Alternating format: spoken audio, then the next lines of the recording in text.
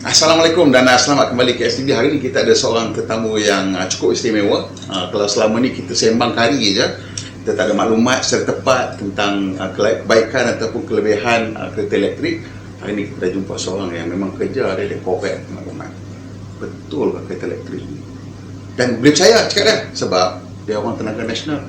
Dia memang pandai bidang elektrik ni. Dan can you please introduce yourself? Kenalkan diri. Okay, Assalamualaikum dan salam sejahtera. Saya Sazalina binti Zakaria. Saya merupakan salah seorang penyelidik di TNB Research, specifically daripada bahagian Built Environment and Climate Change. So saya sebenarnya di TNBR fokus dalam bidang-bidang yang berkaitan dengan pelepasan ataupun pembebasan gas untuk Indonesia. Pembebasan gas? Apa maksudnya? Antaranya saya lihat aspek dari segi pembebasan gas rumah kaca ataupun greenhouse gases, ataupun juga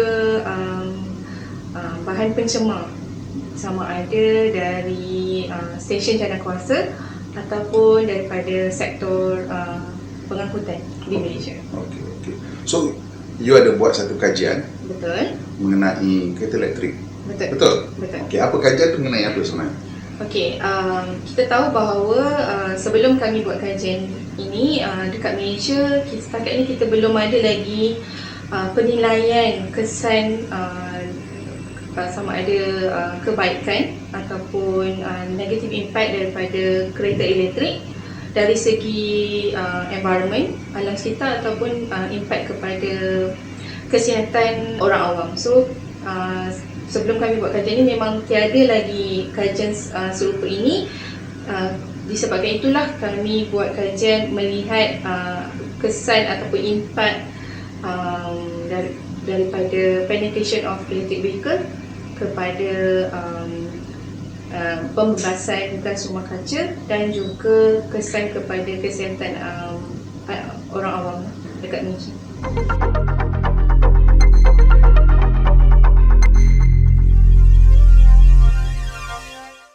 Okey, seperti yang kawan-kawan semua boleh tengok kat belakang kita ni ada satu banting ZEVA. ZEVA ni Zero Emission Vehicle Association.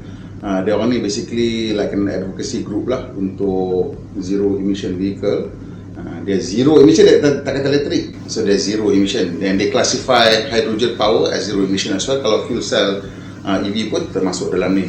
Dan antara ahli ZEVA ni ialah juga TNB dan juga pembuat-pembuat kereta yang ada menawarkan kereta elektrik. Jadi kita sekarang berada di TNB Research bersama dengan seorang penyelidik yang sudah pun mendapatkan angka-angka yang tepat mengenai EV dan pencemaran. Jadi apa cerita dia sebenarnya ini? Betul ke orang semua cakap kata EV ni kan tak betul-betul bersih lah, sebab kita punya stesen janakuasa masih dekat orang batu. Itulah yang selalu orang cakap. Betul. Itu adalah kritik yang selalu kita terima, yang commonly orang mention bahawa adakah betul bagi senario di Malaysia, adakah betul EV ni sebenarnya mengurangkan pembebasan gas, especially pollutant dan greenhouse gas di Malaysia, sebab memandangkan pencernaan elektrik di Malaysia more than 90% menggunakan fossil fuel, maksudnya seperti arang batu dengan gas asli. So adakah betul bagi senario dekat Malaysia bila EV ni menggunakan electricity daripada sumber-sumber tersebut? Memang ada pengurangan. That is why senario inilah yang motivate kami di TNBR untuk menjalankan study ni, untuk mendapatkan fakta-fakta yang sebenar. Adakah betul seperti yang dinyatakan bahawa sebenarnya tiada pengurangan pun sebab kita pakai fossil fuel. Tetapi selepas kami buat kajian ini, walaupun menggunakan senario di Malaysia yang menggunakan fossil fuel, which is 90% pembakaran adalah daripada fossil fuel, based on yang senario tersebut, kami dapati bahawa EV sebenarnya mengurangkan 23% carbon emission berbanding dengan Walaupun dengan arang batu dan gas yang kita pakai sekarang. betul dengan 23%. 23% berbanding ICEV. Okey. Dengan current generation mix, maksudnya fossil fuel which is 90%. And then kami juga buat unjuran ataupun projection pada tahun 2040 apabila fossil fuel kita berkurang, which is our coal reduced to 26%. Sekarang ni coal kita berapa persen? Sekarang ni coal kita adalah 50, and then natural gas remaining for the 40%. Okay. And with that, kita still rendah, which is 23%. And bila pada tahun 2040, apabila coal kita hanya tinggal 26%, kita akan reduce lagi another 32%. Oh, that means more than 50% jadi? Maksudnya adalah BEV adalah 32% lebih rendah berbanding ICEV. So sekarang ni 23, so kalau kita kurangkan kita punya arang batu tadi tu dengan gas, dan dia kita akan jadi berpotensi untuk kurangkan lagi 32%. 32%. Okey. So maksudnya apa tu sebenarnya 32% tu? Macam kita tak boleh nak faham sangat lah kan, apa kesan pengurangan 32% ni sebenarnya? Okey, kita kena faham bahawa gas-gas ini sebenarnya dia ada co-benefit dia. Okey, that's why kita dalam kajian ni kami juga lihat aspek pollutant emission juga. Maksudnya pembebasan gas yang selain pada greenhouse gas seperti SOx, NOx, carbon dioxide, carbon monoxide dan particulate matter. So that co-benefit daripada pengurangan greenhouse gas tersebut akan ada juga pengurangan pollutant yang lain. Pollutant ni adalah bahan pencemar, bahan pencemar. So daripada ni kami juga lihat bahawa adanya pengurangan bahan pencemar seperti nitrous oxide dan sulfur oxide. So daripada sini dia akan mengurangkan, berpotensi mengurangkan mobility, which is kesan dari segi penyakit-penyakit yang berkaitan dengan respiratory dan mortality. Mortality maksudnya kematian yang disebabkan dari bahan-bahan pencemar tersebut.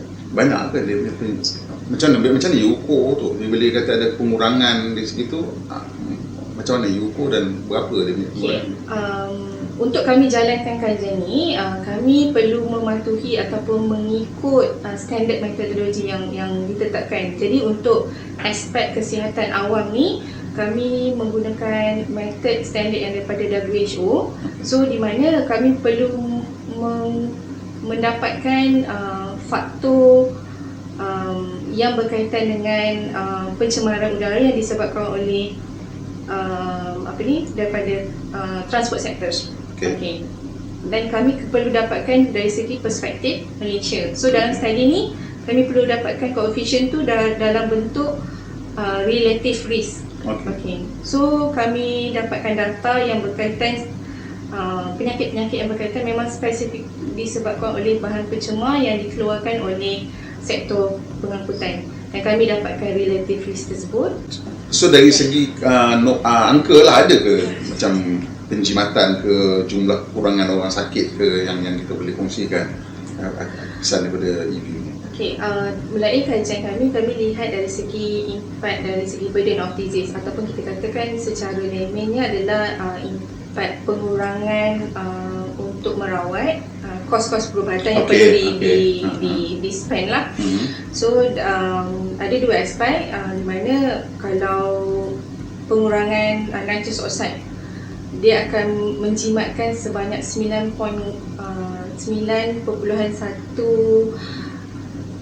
bilion. Sorry. 1 bilion. 91 bilion ringgit mention setahun. year. Daripada nitrous oxide saja. Nitrous oxide saja. Lagi yang lain? Kalau SO2 6.7 bilion. SO2 is sulfur dioxide. Itu penyakit apa?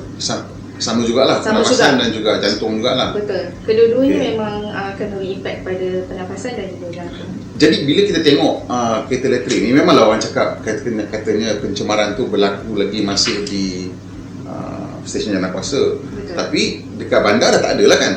Sebab So adakah macam itu kah dia punya kesan dia tu sebenarnya di kawasan itu di mana kita kalau kita duduk udara tu lagi bersih ke? How do you then balance kan nak cerita, kita nak cerita kat orang kata ya betul memang dekat sana masih lagi ada, tapi tempat di mana kita duduk dia jadi lagi bersih. Okey. Kita kena faham bahawa kita kena tahu bahawa sumber pembebasan bahan pencemar dan gas itu sendiri. Contohnya kalau dekat bandar-bandar, kebanyakan punca utama pembebasan bahan pencemar sebenarnya memang daripada sektor pengangkutan. Okey. Dan lagi satu kita kena tahu bahawa sektor pengangkutan ni dari segi jumlah, dari segi volume memang banyak. Tidak seperti pembebasan bahan pencemar di stesen janakuasa di mana dia lebih berpusat. Maksudnya stesen janakuasa ni kebanyakannya terletak di kawasan jauh daripada bandar. Kedua, setiap stesen janakuasa ni mengikut requirement ataupun perundangan perlu ada ataupun install air pollution control system. Maksudnya sistem untuk mengurangkan pembebasan bahan pencemar. So kebanyakan sistem ni dia punya efisiensi adalah 99%. So maksudnya dia keberkesanan dia adalah sebanyak 99% untuk membuang pencemaran daripada untuk mengurangkan pencemaran concentration pencemaran tersebut. Okey. Dan ada juga contoh sistem ni adalah dia mengumpul dan mengelakkan bahan pencemar ni untuk pergi ke tempat yang jauh. So that's why kita kata bahawa pembebasan bahan pencemar dekat stesen janakuasa ni lebih berpusat lah. So adakah is there like masa tadi kita cakap dia 23% dari segi carbon kan. Jadi at what point, lepas berapa tahun, misalnya orang kata sama je pencemaran dia, so lepas berapa tahun baru kereta EV ni lebih bersih secara total daripada kereta ICE? Kalau 23 saya kira 5 lah kan, 5 tahun dia jadi lebih bersih lah. Is that fair? Okey, kita kena faham bahawa at a certain vehicle lifetime, certain jangka hayat kenderaan, dia perlu buat maintenance, dia perlu tukar bateri. So sebenarnya kita kena faham dulu punca-punca ataupun major contributor kepada pencemaran daripada kereta elektrik ini. So sebenarnya yang paling penyumbang utama sebenarnya adalah daripada fasa pembuatan. Paling besar fasa pembuatan? Sebenarnya dalam jangka hayat kitaran kereta elektrik, sebenarnya paling besar penyumbang utama adalah proses pembuatan di mana ini kereta elektrik lah spesifik. Kereta elektrik. Okey, sebelum saya nak menjawab pada soalan tu lah, punca utama adalah fasa pembuatan di mana pada tempoh itu banyak mineral yang digunakan. So mineral-mineral ni in order nak tukar kepada material yang boleh diguna pakai, menggunakan tenaga yang banyak. So that's why pembebasan berlaku paling banyak pada ketika itu. Ini adalah lebih especially terutamanya kalau semasa proses nak menghasilkan bateri untuk electric vehicle. Okey, jadi untuk kita kata bila bahawa kenderaan elektrik untuk betul-betul zero, dia still akan ada lagi emission sebab throughout kitaran hayat kenderaan tersebut dia masih perlu tukar bateri. Bila dia nak tukar bateri, dia akan still ada lagi emission disebabkan pembebasan yang disebabkan oleh bateri tersebut, pembuatan bateri. In the first place, I don't understand kalau orang panik sangat tentang carbon emission because carbon based life form, kalau tak ada carbon kita semua mati. And so there has to be carbon in the atmosphere and the cycle. So the other one is tadi saya nampak you tengok you punya paper tu ada cerita tentang perbezaan antara impact kereta, kenderaan dua roda ataupun bas. Betul. Itu cerita sikit apa beza dia tentang pencemaran total carbon punya. Okey. Untuk makluman, faktor yang kami ambil kira untuk mengira total pengurangan pembebasan gas ataupun bahan pencemar daripada jenis-jenis kenderaan ni, sama ada kereta atau motosikal ataupun bas, adalah bilangan kilometer travel bagi kenderaan tersebut. Okay. So sebenarnya paling banyak pengurangan adalah oleh bas, kenderaan jenis bas, sebab kilometer travel untuk bas adalah lebih banyak. Second paling banyak adalah motosikal. Ini adalah bukan disebabkan kilometer travel tu, tapi mengambil kira faktor kapasiti bateri untuk motosikal pula, which is lebih kecil berbanding kenderaan bas ataupun kenderaan persendirian.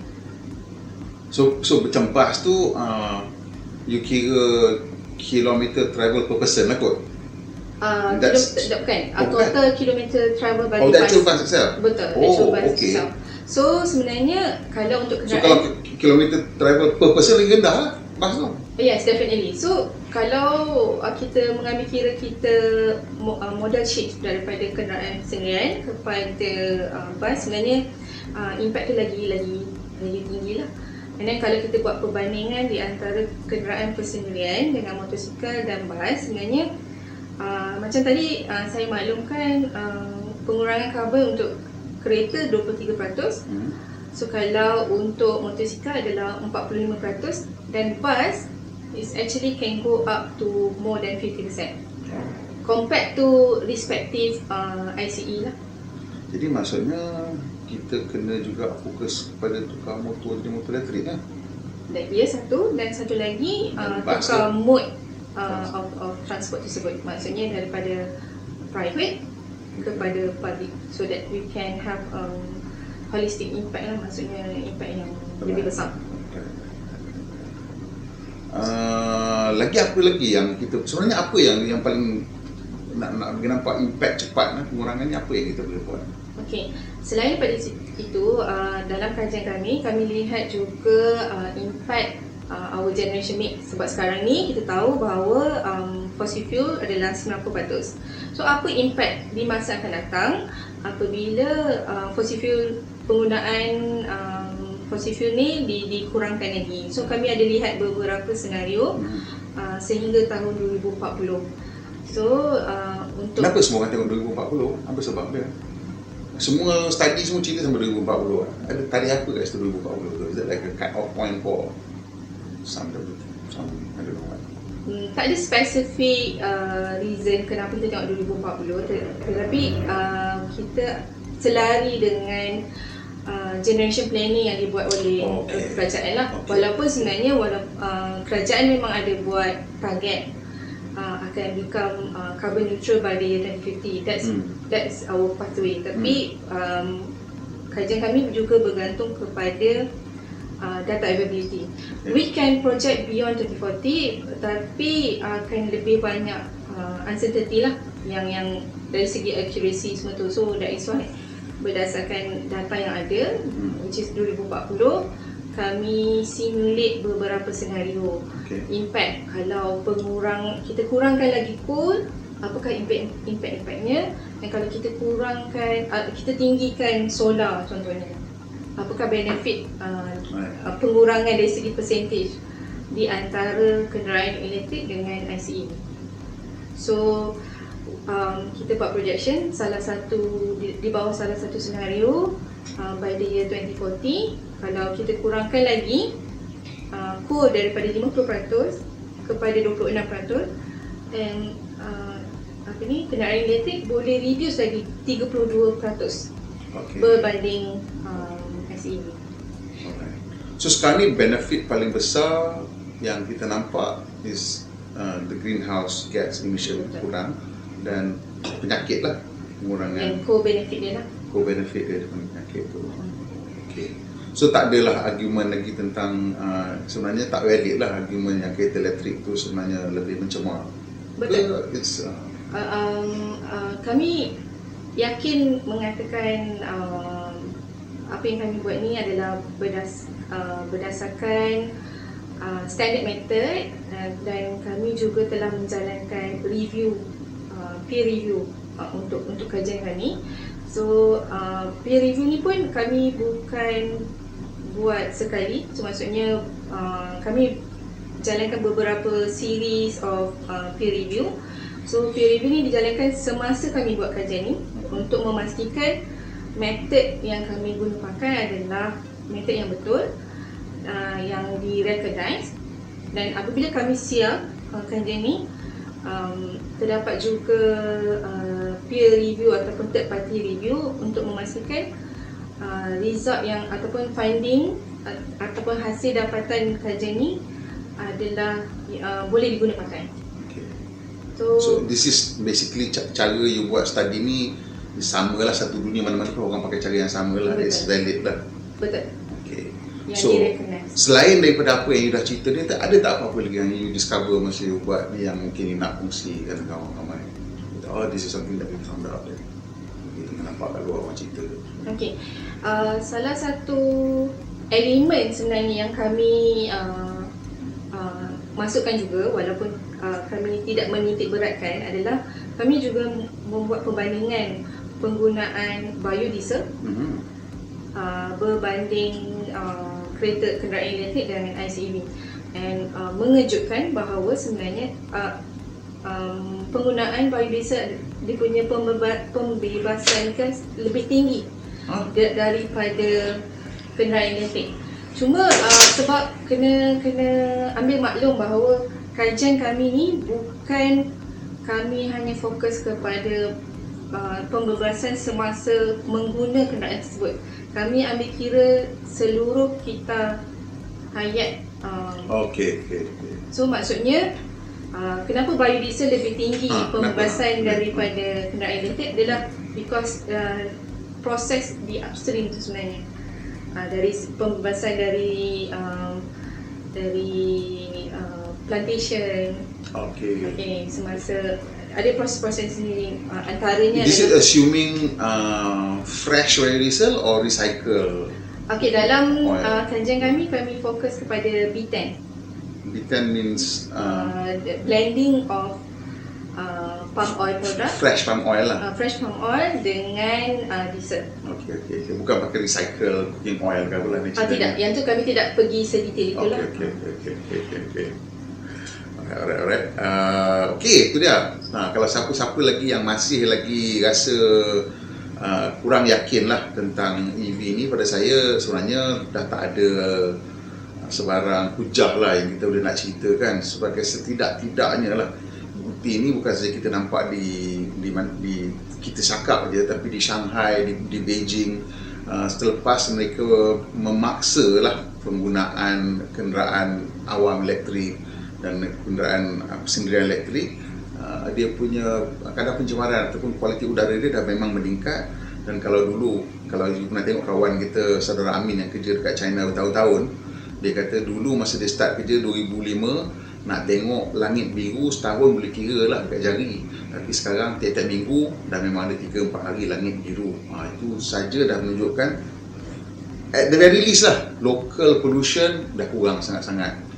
And kalau you nak fikirkan, itulah sebenarnya yang paling relevan pada kita tiap-tiap hari. Sebab itulah yang kita break out. Kalau udara kat luar rumah kita bersih, macam masa PKP dulu, tiba-tiba macam kau tarik nafas sedap je kan, lapang je dada kan. Terus dah balik ni semua sepah kereta banyak kat jalan, rumah jadi berabuk, kereta jadi udara kita jadi tak best. So at the very least, kat situ dah ada benefit dah. Nak kira cerita energi tu kita dah banyak video-video lain pun boleh tengok ni, ada kat link atas ni kita buat. Sebelum ni kita ada pernah interview Zeva punya chairman presiden, dan dia pun cerita macam-macam. Dan kita akan teruskan lagi lah cerita pasal benda-benda ni. Nanti kita nak korek lagi ni, TMB ni macam-macam dia orang ni, solar ni kenapa tak nak buat, semua kita nak tanya dia orang. Nanti dia orang akan cerita kat kita. So jangan lupa datang balik.